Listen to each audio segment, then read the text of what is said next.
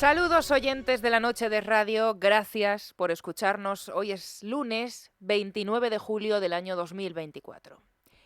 El viernes despedimos este programa lanzando un deseo. El poder arrancar este lunes contándoles a ustedes, a los miles de ciudadanos españoles, venezolanos que viven en España, que nos escuchan diariamente, los que tuvieron que salir amenazados huyendo de su país, que lo habían conseguido. Éramos conscientes de la situación complicada de partida, del riesgo que se corría este domingo en Venezuela, de cómo se alterarían las reglas del juego, pero también de la fuerza y del arrojo con el que la oposición había sido respaldada en estos últimos días en la calle. Y también lo dijimos el viernes, tal era la sensación de que el cambio esta vez sí sería posible, que era inevitable no contagiarse de ese entusiasmo. 3 días después de aquel vaticinio y un día después de las elecciones en este país, la noticia es la de que el pueblo de Venezuela, hostigado, masacrado, torturado, perseguido, no se ha rendido. Y el pueblo de Venezuela, en una jornada heroica que pasará a la historia no solo de este país, sino de quienes también les observamos y les tenemos muy presentes, demostró que la unión en defensa de la libertad siempre es garantía de éxito. Aunque el camino sea largo y tortuoso, pero los venezolanos de experiencia van sobrados. Así ha amanecido este lunes Caracas.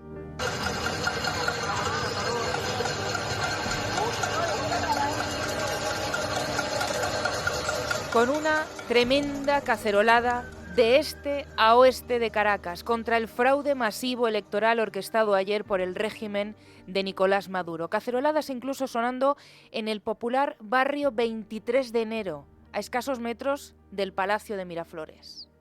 1 millón de personas, algo más, a quienes ya se les ha apodado como los héroes anónimos de Venezuela, han estado luchando durante toda esta madrugada para tratar de obtener las actas públicas de la votación, que no se les ha entregado, que se les ha negado, enfrentándose a funcionarios, chavistas, a militares, sorteando como podían los disparos que han matado a una persona, porque hay que lamentar un asesinato hasta ahora en el estado de Táchira, frontera con Colombia.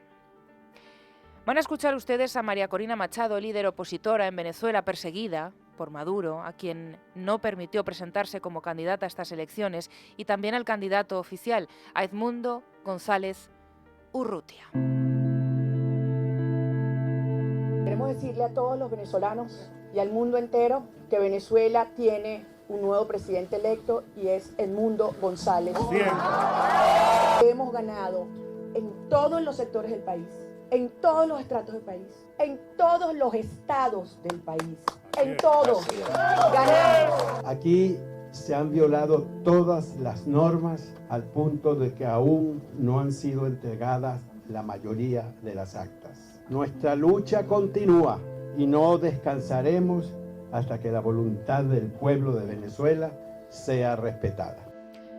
No muy lejos del lugar donde Machado y Edmundo González anunciaban la victoria de la oposición con un 70% de apoyo respecto a un 30% que había obtenido el régimen, Maduro decidió improvisar un escenario, se subió a él y verbalizó lo que a pocos podía sorprender: esa consumación del fraude, la falsa victoria con la que justificar que no abandonará el poder que le ha permitido al chavismo convertir a Venezuela en una estructura criminal.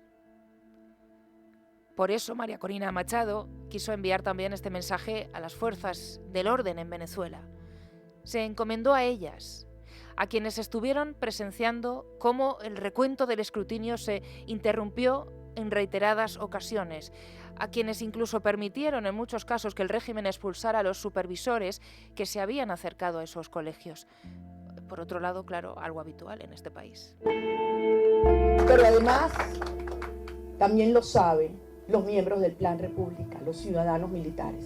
Ellos estuvieron allí, en primera fila, vieron la gente con alegría, con esperanza, organizados, de forma cívica, pacífica y abriendo los brazos a todo el país. Lo saben. Y el deber de la Fuerza Armada Nacional es hacer respetar la soberanía popular expresada en el voto. Y eso es lo que esperamos nosotros los venezolanos de cada uno de nuestros militares. Lo que no vamos a aceptar es ese chantaje que la defensa de la verdad es violencia. No, señor. Violencia es ultrajar la verdad. Eso sí es violencia. Violencia es lo que pretenden hacer. Nosotros vamos a defender la verdad.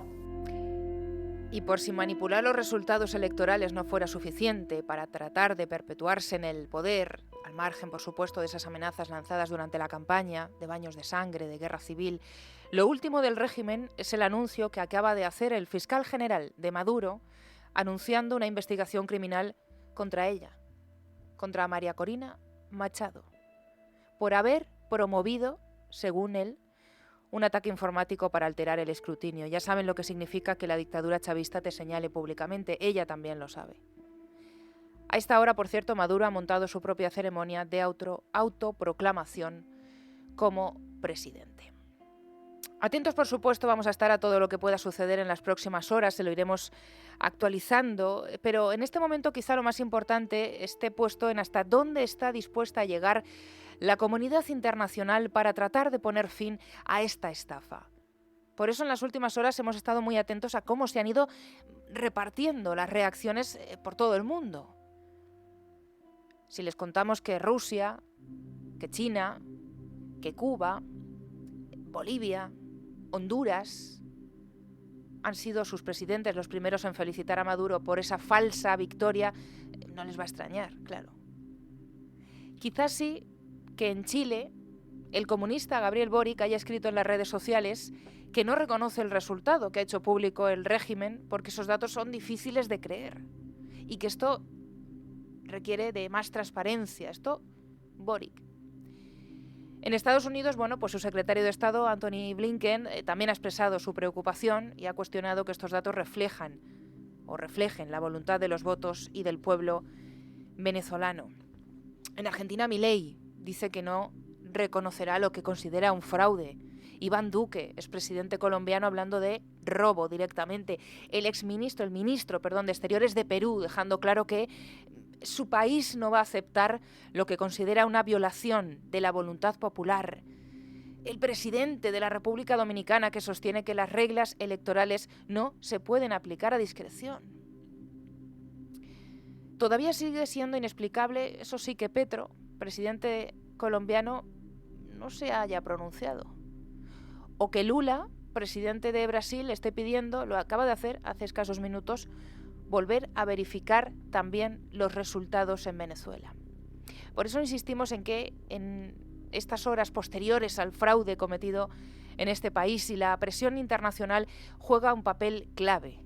De hecho, solo desde gobiernos plenamente democráticos, que respeten la libertad, que crean en la libertad y las legítimas aspiraciones del pueblo venezolano, hay posibilidad de forzar la caída de un régimen sangriento que este 28 de julio ha comprobado por primera vez que tiene las horas contadas.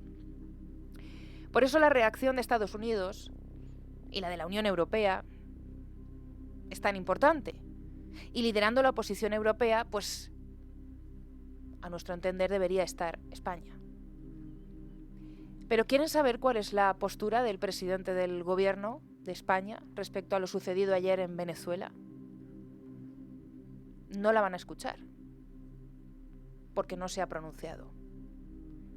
Pero ha enviado al ministro de Exteriores, a José Manuel Álvarez, a trasladarla, a explicarla. Álvarez condena el fraude, España condena la violación de la voluntad popular, deja claro que nuestro país no puede reconocer lo que es una estafa. No. Álvarez dice que es que España no se presentaba a estas elecciones y que mejor esperar a ver si el régimen de Maduro pues se pone a revisar otra vez los resultados de ayer, domingo. Lo ha dicho además en varios escenarios, en un acto público y también en una entrevista en la cadena SER. España no tiene ningún candidato en liza en Venezuela. Lo que España quiere es que sea el bienestar y la democracia en Venezuela la que triunfe, y que exactamente igual que ayer fue una jornada cívica de votación democrática a la que acudieron millones de venezolanos, esa voluntad sea la que sea respetada y la que sea ratificada y verificada. Y por lo tanto, lo que nosotros queremos es una total transparencia. Y por eso lo que pedimos es la publicación de las actas mesa por mesa. Después de Álvarez ha hablado también la ministra portavoz, muy escueta hay que decir sobre este asunto, Pilar Alegría, únicamente en La Sexta, para decir que ellos, el Gobierno de España, está en contacto permanente con las autoridades europeas para ver qué posición trasladar, qué posición adoptar. Entendemos que una de esas autoridades con las que el Gobierno de España está en contacto es con el vicepresidente de la Comisión y alto representante de la Unión Europea para Asuntos Exteriores, Josep Borrell. El mismo que esta mañana ha dicho que para él el pueblo de Venezuela ya ha votado de manera pacífica y que el resultado que proclama Maduro debe ser respetado. Puerta del Sol de Madrid, Lidia Herrera, ¿qué tal? Muy buenas tardes. Buenas tardes, Esmeralda. Puerta del Sol, miles de personas allí en este lugar, en la capital, ahora mismo concentrándose contra el fraude electoral de Nicolás Maduro en Venezuela. Ciudadanos españoles, ciudadanos también exiliados venezolanos. Cuéntanos, Lidia, qué ambiente hay hasta ahora en la Puerta del Sol y qué mensajes están dejando. Pues apenas hace una hora del inicio de esta manifestación y sigue llegando gente, no solo venezolanos, al grito de libertad, Venezuela libre, el mundo presidente. Ahora mismo están cantando el himno de Venezuela. Vemos a miles de personas vistiendo la bandera de Venezuela en las camisetas, las gorras, consignas, ondeando la bandera de Venezuela, también la de España, en representación al apoyo al pueblo venezolano. Hemos hablado con muchos de los venezolanos aquí presentes que denuncian que el gobierno no les dejó votar, el régimen chavista no les permitió votar desde el extranjero. Se respira la emoción por todas las partes de la Puerta del Sol, no solo la impotencia porque estos resultados aseguran que son fraudulentos, sino también porque aseguran que la lucha no ha hecho más que empezar. Muchos de los manifestantes dicen que el régimen chavista les ha quitado tanto que también les ha quitado el miedo. Vamos a escuchar algunos de sus testimonios. En Coca-Cola tenemos el secreto para que tus recetas sean mágicas. Y es que cualquier momento rodeado de los tuyos puede ser especial. Y es que cada bocado y cada sorbo hacen que Coca-Cola sea una combinación perfecta para tus comidas. Y aún podemos mejorarlo, porque ahora podrás disfrutar de tu Coca-Cola favorita de 2 litros por solo 1,99 €. Precio recomendado, incluidos todos los sabores excepto Coca-Cola sabor original y Coca-Cola sin cafeína en Cataluña. No nos permitían votar. Es un fraude totalmente. Lo que se vio en las calles no es lo mismo que ellos han dado como resultado. De verdad que el pueblo esta vez salió muchísimo, todos los venezolanos salimos a luchar y no han dado los buenos resultados. Es totalmente un fraude. Los resultados es que ganó Edmundo González, esos son los resultados reales, ¿ok? Porque es que no es solo que sea un gobierno comunista, esto es crimen organizado. El gobierno dictador de Venezuela no nos permitió a las personas que estamos en el extranjero nuestro voto acá. Para nadie es un secreto que hubo un fraude total. Si preguntamos por un escrutinio, yo creo que ver las imágenes de la Plaza Colón es el mejor escrutinio que podemos tener. Y sería excelente pues que ese escrutinio lo vea también el presidente Sánchez para que junto con el resto de los partidos políticos españoles pues hagan un pronunciamiento de Estado a favor de lo que los venezolanos hemos elegido. Yo soy ecuatoriana, pero me duele mis hermanos venezolanos que sigan con este maldito dictador. No puede ser, por favor, levanten la voz, ayuden al pueblo venezolano. Le pedimos a la comunidad internacional y al gobierno de España que se manifiesten donde digan que los resultados son completamente fraudulentos y desconozcan completamente la victoria de Nicolás Maduro. Que nos robaron, que nos estafaron, que se burlaron, votamos como nunca y nos robaron como siempre, dicen por ahí. Exactamente. Y vamos a seguir defendiendo nuestro país, de donde estemos, en cada rincón. No, ellos no van a poder con nosotros. somos más, los buenos somos más. Tremendos estos testimonios. Lidia, desde las 7 de la tarde y sigue llegando gente a la Puerta del Sol. Si hay alguna novedad, volvemos a contactar contigo, ¿vale? Genial, muchísimas gracias. Bueno, y mientras el Gobierno de España se piensa si condenar el fraude de un régimen criminal, igual cambia de opinión después de escuchar lo que está diciendo el pueblo venezolano hoy en la calle, y no solo ya han escuchado ciudadanos venezolanos, sino de otros países también. Lo cierto es que hasta ahora la situación aquí en España, hombre, pues también es bastante complicada. Tenemos a un presidente del Gobierno preparando su declaración de mañana como testigo ante el juez Peinado en la causa de su mujer imputada por 2 delitos. Tenemos a la asociación mayoritaria de jueces pidiendo amparo hoy en Europa por los continuos señalamientos de miembros del Gobierno a ese juez, al juez Peinado.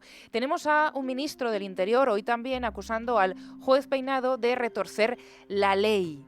Al Tribunal de Cuentas planteando una cuestión prejudicial, la primera, al Tribunal de Justicia de la Unión Europea por la ley de amnistía.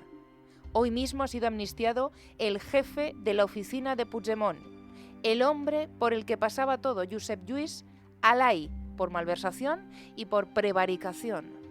Y tenemos al propio Puigdemont amenazando con reventar, y solamente tiene 7 diputados, el Gobierno de la Nación en los próximos días.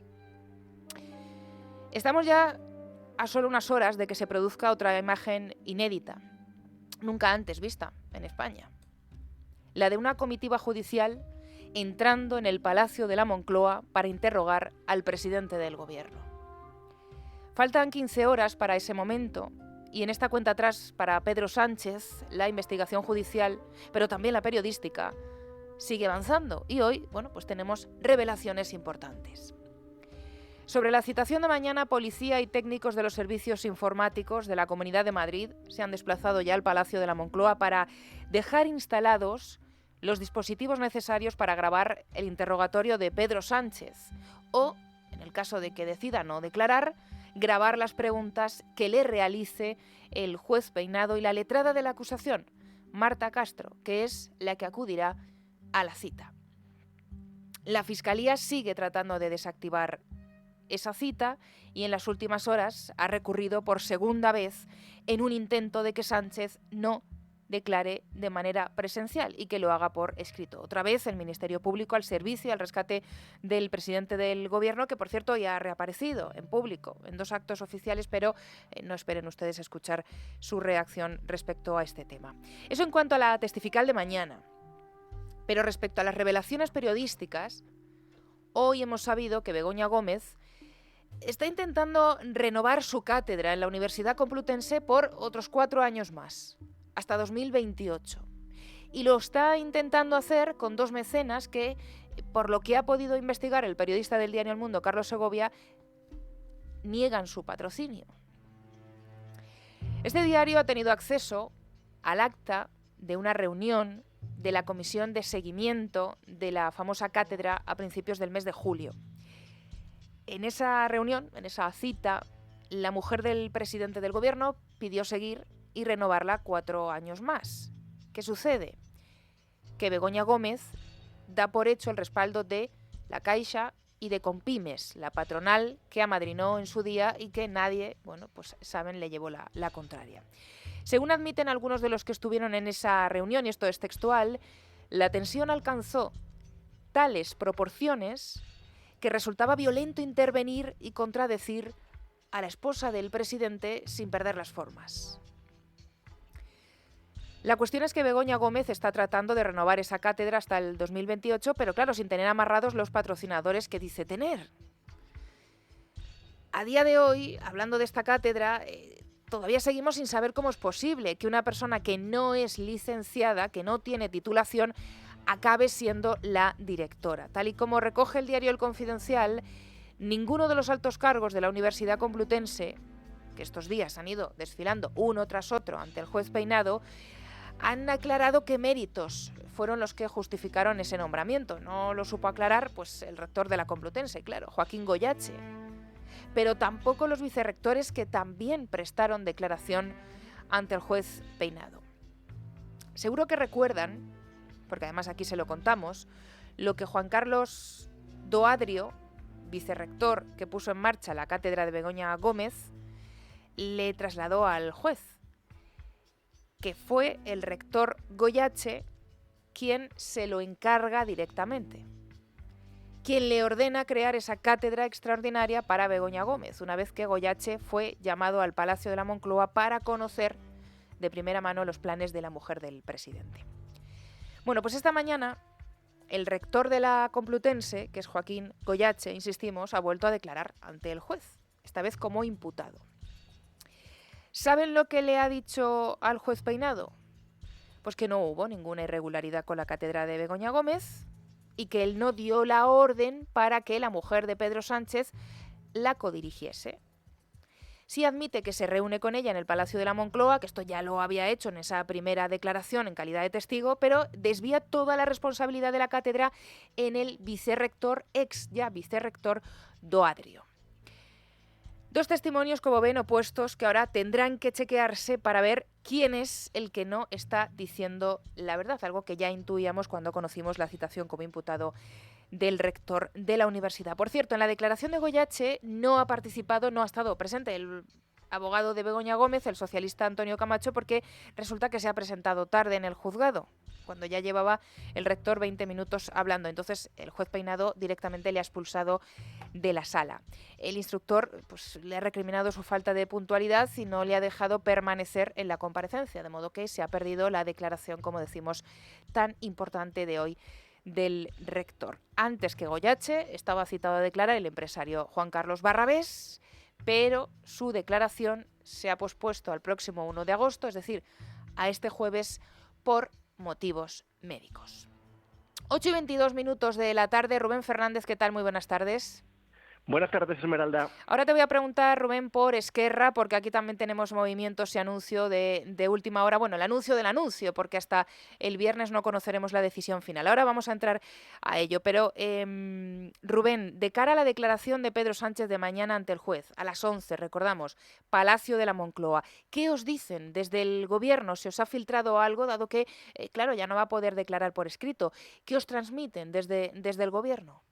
Pues el mensaje que quieren dar es el de tranquilidad. Recalcan en Moncloa que Pedro Sánchez va como marido. Y esto es muy importante porque abriría la puerta a dejar preguntas sin contestar. El artículo 416 de la Lecrim exime a cualquier persona citada como testigo de la obligación de hacerlo en contra de su cónyuge.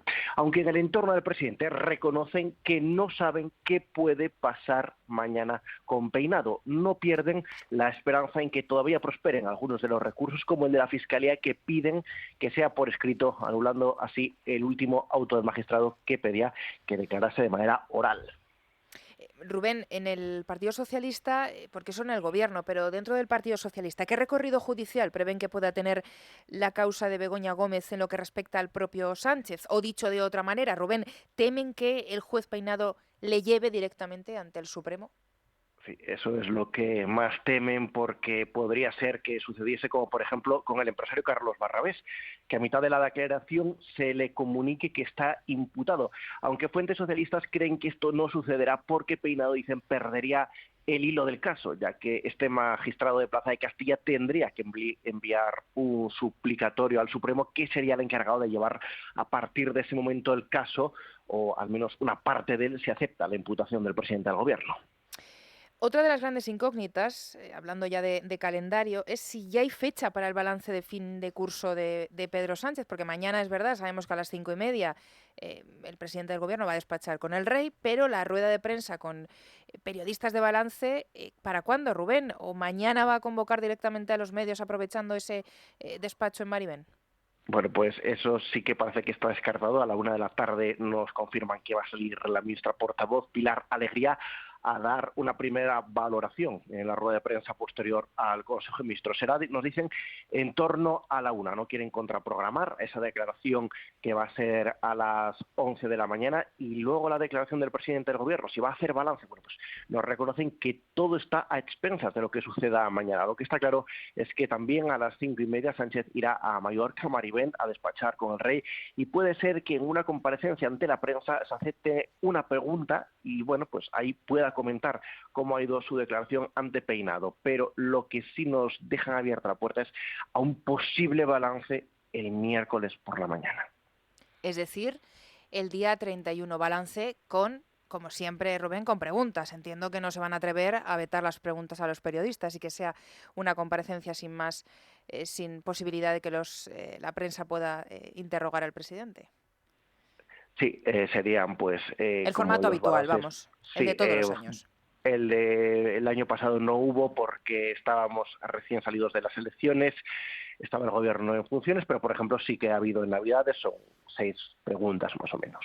Bueno, a ver, asunto catalán, Rubén, después de casi 9 horas de reunión de, bueno, ellos lo llaman la ejecutiva de Esquerra, de lo que queda de la cúpula de Esquerra Republicana, finalmente la noticia de esta tarde es que se avala el pacto, se ha dicho sí al preacuerdo al que han llegado con el PSC. Ha habido movimientos, o al menos yo te cuento lo que dicen desde Esquerra, y ahora me dices tú lo que te dicen desde el Partido Socialista. Lo que dicen desde Esquerra es que esta mañana ha habido movimientos desde Ferraz, que el Partido Socialista se ha implicado a primera hora de la mañana, que ha habido importantes ofertas, y finalmente el preacuerdo al que han llegado los dos partidos, el PSC y Esquerra, tiene que ver con un concierto económico solidario, y ahí lo dejan, al menos los separatistas no precisan más, y también con mejoras en la protección del catalán, es decir, seguir marginando el español.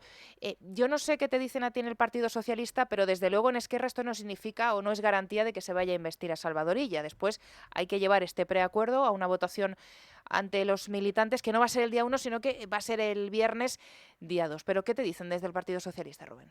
Lo estás comentando, ¿no? Muchísima prudencia. Nos dicen, vamos a respetar los plazos y a las bases de Esquerra. Esto es lo que nos dicen fuentes próximas a la dirección del partido, es que hay mucha cautela y mucho temor a que todo se vaya al traste este viernes, así que no quieren comentar interferencias mínimas ante ese acuerdo, ni alegría ni satisfacción.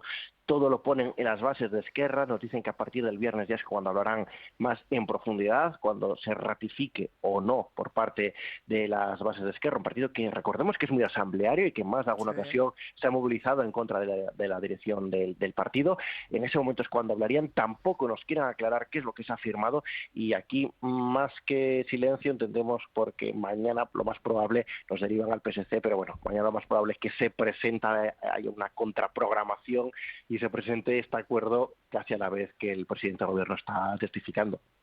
Bueno, pues será interesante porque así se podrá preguntar a Pedro Sánchez, y no solamente por el miércoles me refiero, sobre este asunto, y también por su propia declaración. Y a todo esto con Puigdemont, que no se nos olvide que este fin de semana reaparecía en Francia y avisaba o amenazaba con que ha llegado la hora de acabar, decía él, el trabajo, y amenazando con volver y presentarse en la investidura. Rubén, desde luego está todo muy agitado. Mañana volvemos a hablar contigo, seguramente el miércoles también, en esa rueda de prensa tan interesante con el presidente del gobierno.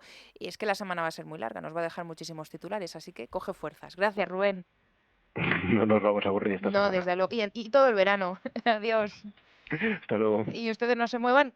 Cogemos también un poquito de fuerzas nosotros y enseguida estamos aquí actualizándoles las noticias este lunes 29 de julio.